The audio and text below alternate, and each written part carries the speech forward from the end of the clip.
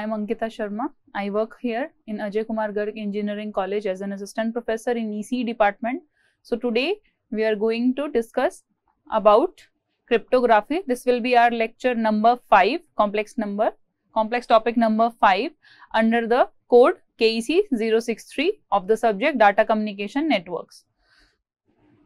So first of all, what is a cryptography? Cryptography is generally, it is a method of protecting some information and some communications through using some different codes.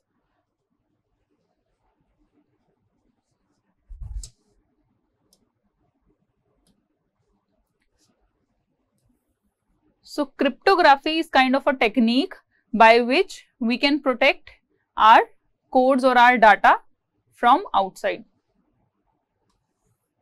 by using some codes, and the information that is here is intended can be read and we can process it. The information will be read and then it will be processed. So what is the meaning of cryptography?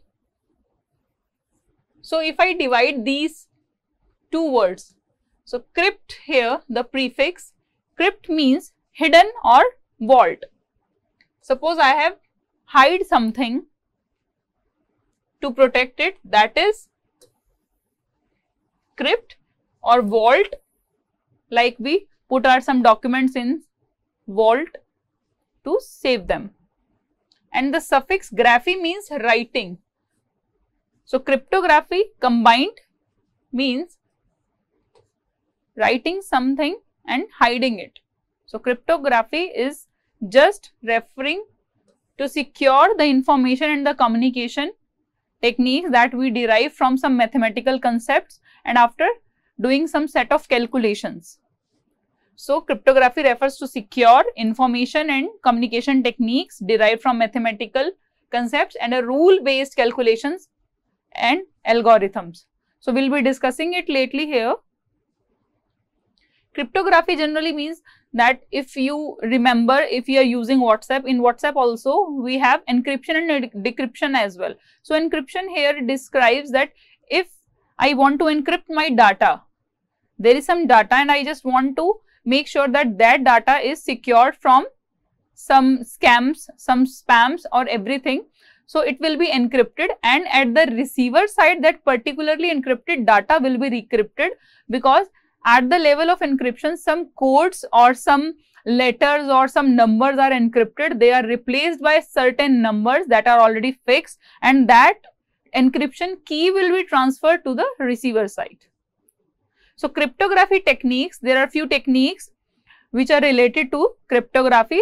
First will be our cryptology and cryptanalysis. So these two things will be used for cryptography. One is our cryptology and next is our cryptanalysis. So it includes techniques such as microdots, merging word with images and other ways to hide information in storage or transit. Suppose I am having some information, some image, and I will be just merging that image with some number of dots so that the image is not purely visible from in just a one view. But at the receiver side, when the picture is transmitted and the receiver received that particular picture, the decryption key will also be transferred there, and that decryption key will be removing that particular dots from that image, and the image will be original that was sent from the receiver before the encryption is done. So cryptography is used to convert a plain text into a cipher text. Cipher means we are protecting something which is known as encryption. So here we can relate that encryption, generally what is encryption? Encryption is done in cryptography. Why? Because we used plain text into cipher text. We use cryptography to convert our plain text into a cipher text, and this conversion is called as encryption. And then back again means at the receiver side what will happen? The cipher text will be converted into the plain text, and this process is called as our decryption. So decryption and encryption. So first of all, encryption is known to unknown thing. This thing is known to me. This is my data which I am sending. I know what I am sending. So this is known to me, and we are sending it to, we are converting it to unknown thing that nobody knows because we are encrypting it. And at decryption, what will happen? This unknown thing at receiver side will be converted into the original form, which we are saying as known form. We can say this known or original form. So the original thing was converted into some coded form. This coded form was received at the receiver, and while doing the decryption, in the decryption process, this unknown thing was converted into the original thing. Or we can say this was plain text. While doing transfer, the plain text was converted into the ciphertext. At the receiver side, when decryption was done, the ciphertext was again converted into the plain text. So with the help of encryption and decryption, we are making sure that a successful protective data is transferred from sender to receiver, or we can say transmitter to receiver here. So these are the techniques, or we can say this is a block diagram to explain how the encryption and decryption is done, how the cryptography is happening here. Suppose this is our sender. Okay, this is our sender. So at sender side, what is happening? Suppose this is A and this is our B. A wants to send some data to B. What will happen? It is having a plain text. Suppose there is a document. It is a document with something important in that. Suppose I am giving my information, my personal information, and I really want that this information will be protective. So what will happen? This plain text will go through the encryptor, or we can say we will be encrypting it. Then after the encrypt, it will become a ciphertext, protected text. It will be adding some codes, replacing the text with something else in other language, or in some words will be added so that no one can easily read that out. After that ciphertexting, what will happen? This ciphertexting will be going through the decrypt at the receiver side, and after the receiver receives this data at the decrypt, the output of the decrypt will be our clear text, which the sender have sent to the receiver. This is done through a key. We'll be discussing this key as well. So this is encryption and this is our decryption. These are the techniques how the cryptography is done. Next is, what is the need of cryptography? What is the objective of cryptography? So what is that? Cryptography generally concerns with the following 4 objectives. That is the reason why we are using cryptography. First of all, confidentiality. Look, what is happening right now, the information which cannot be misunderstood by anyone here, for whom it was unintended. Suppose I want to send something and I want that, suppose I am sender A and I want sender B to get some information, and in between nobody should be getting that information. So I will make sure that the confidentiality is there, because that document is confidential. So what will happen? The information cannot be misunderstood by anyone else to whom I don't want to read that out.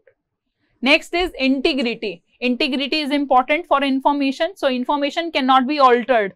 No one can alter that information in storage or transit between sender and intended receiver without the alteration being detected. What will happen? Suppose I am sending some data to someone and I really want this data cannot be altered. Altered means nobody can change that data, change that number. Suppose I'm giving my details, my ATM details, my account details to someone through a message, and I want to encrypt that data, and I'm adding that decryption key to that person, that I am just changing this number. So this will be encryption, and decryption will be when I'm giving that particular key which numbers I have changed. So why this is happening? Just to make sure that the integrity of the document is there. Third is known repudiation. What is known repudiation? The creator or the sender, suppose I am the creator of that particular information or I am the sender, I cannot deny at a later stage at that his or her intentions in that creation is not okay. So the creator or sender of the information cannot deny at a later stage at his or her intentions in the creation or transmission of the information. So there is no denying while transferring the data. Next is authentication. Authentication means the data which I am sending and the receiver who is receiving that data, they are having each other's identity and the origin or destination of the information. If I send that data and I am not knowing to whom I am sending that data, that is not authenticate. So authentication is a must, a win-win here, because if I am sending some data to someone who I don't know, suppose I am getting a call from someone, I am not aware who is that person, I am giving my details to that person. So what should I supposed to do? Will it be authenticate to give my details to someone who I don't know? So that is why in cryptography as well, the sender should be knowing about the receiver and the receiver must be knowing about the sender's information or the address. So what are the components for cryptography that we have discussed just now in a form of block diagram? We can find it like in a network as well. This is a sender, suppose this is a system A. System A wants to send some data through encryption. So plain text is there. Plain text is entered into the, so this is our plain text. It has cipher texted.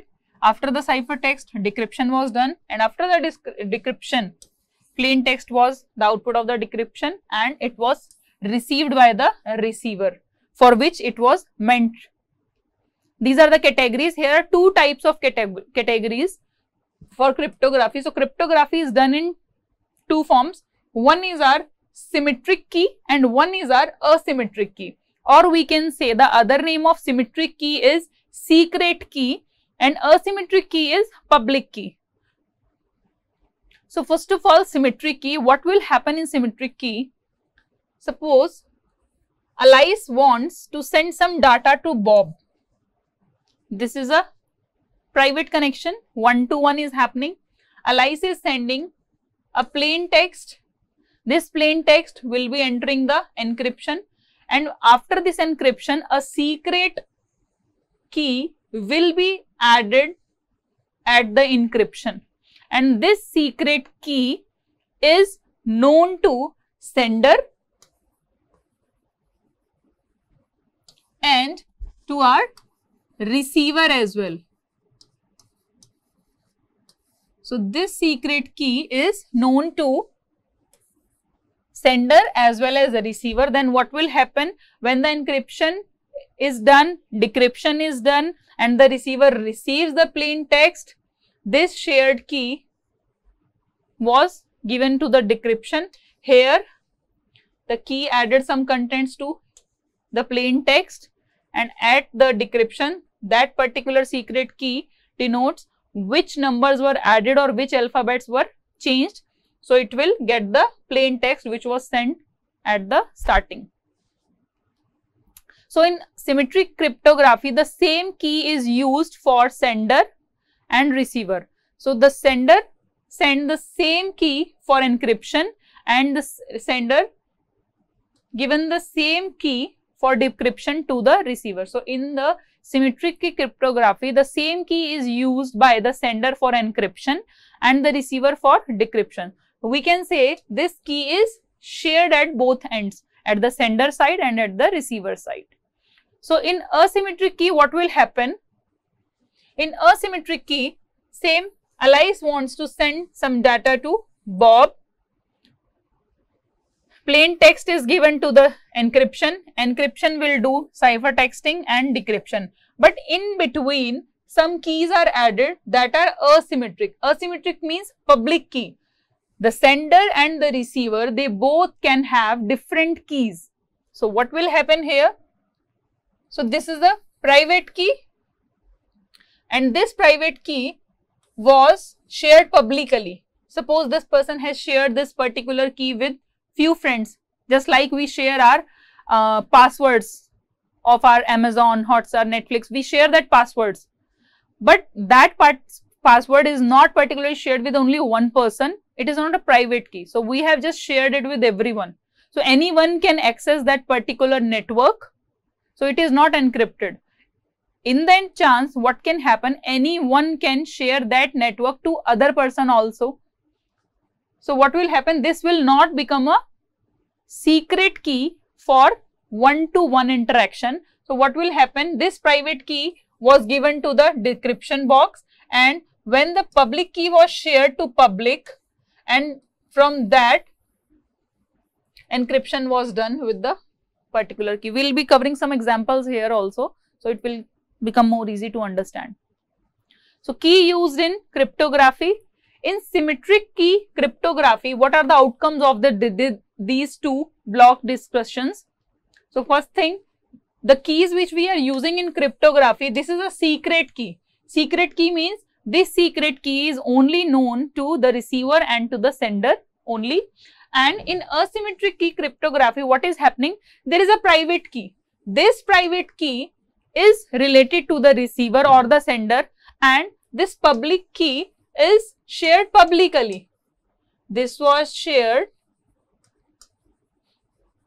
publicly because this is not a secret key.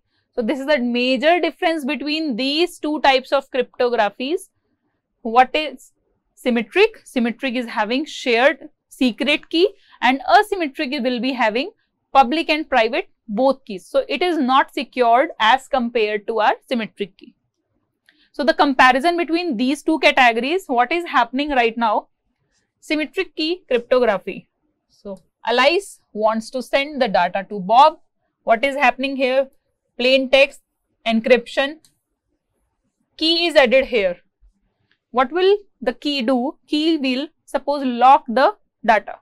No one can read that because it is in encrypted form, encrypted data. This ciphertext is added to the decryption. At the decryption box, what will happen? This secret key, which was shared by the sender, will open the, or we can say it will decrypt the data, and this decrypt data will be our plain text. Next is asymmetric. What will happen here? The key is actually same, but here this is our public key. Public key was shared with others also. It was done encryption here with the data, and at the decryption, the private key is used to open that, to decode that decryption, and this is our plain text. So sending and receiving is done in both the cases. But what is actually happening? If I talk about the security of the network, the security of the text, it is far better in the symmetric key cryptography. So what is symmetric key cryptography? Symmetric key cryptography started thousands of years ago when people needed to exchange secrets. For example, in war, they used to share some codes for that. So we mainly use secret or symmetric key cryptography in our network security to secure that particular network. So traditional ciphers, the ciphers which we add here, there are traditional ciphers. There are two types of ciphers here: substitution ciphers and transposition ciphers. Further, substitution ciphers are monoalphabetic and polyalphabetic. We'll be discussing here also. These are just the names here. So a substitution cipher replaces one symbol with another symbol. So substitution, as the name suggests, substitution will be done. One thing will be substituted with some other thing. These are two examples. So the following shows a plain text and its corresponding ciphertext. Is the ciphertext monoalphabetic or what? So we have to check. Suppose our plain text is hello. This is the word or this is the data which I have to transfer, hello. Okay, and the ciphertext is KHOOR. What is happening? All the plain text alphabets, all the data was replaced or ciphertext. So it is, the cipher is probably monoalphabetic because both occurrences of L's are encrypted as zeros. 0 was replaced, O's, L was replaced by O's here. So the following shows a plain text and we have to check it is monoalphabetic or polyalphabetic.